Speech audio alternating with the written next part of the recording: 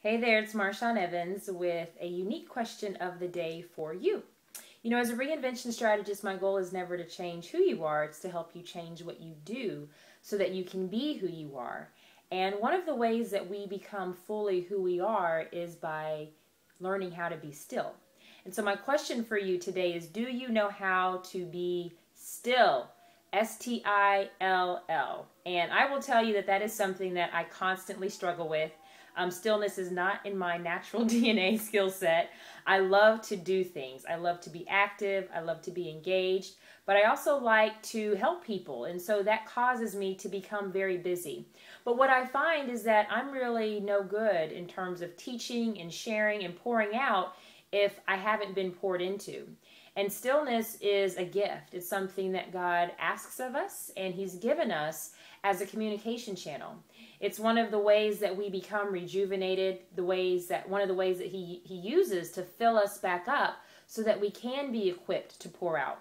It's also what He requires of us so that we can hear His voice, so that we can spend time with Him. And you can't spend time unless you stop and you get still for just a moment, and for as many moments as He requires. And I can tell you, sometimes it seems like a lot just to even think about even doing that. But when it feels like that, that's really when you need it the most. And still, of course, as always from me, is an acronym. It stands for Surrendered Trust in the Lord's Leadership. Surrendered Trust in the Lord's Leadership.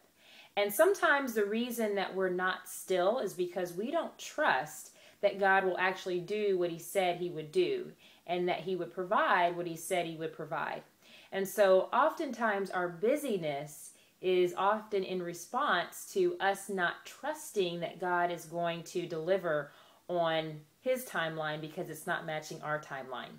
So I know that is kind of an ouch moment for some of you, but it's really true. It's something that I have to evaluate in my life, and learning to be patient and learning to be still, even in the process of growing and pursuing and going to where you know that is your destiny, but there's a such thing as timing.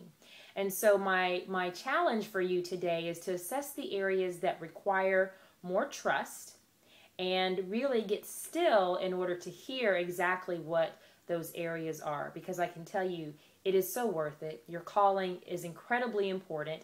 There are other people who need what it is that you have, but you need to receive it from the person, from the God in heaven who actually has it in store for you to begin with, so that you can begin to pour it out. So with that being said, get still, get still, get still, get still. Let's hear what God has for you in this new season. I know that it's amazing. I know that the best is within you. It is waiting to manifest through you, and it is always my joy, delight, and pleasure to be on this journey with you. Choose to live today without limits. I'm believing in you. Take care, and God bless. Bye-bye.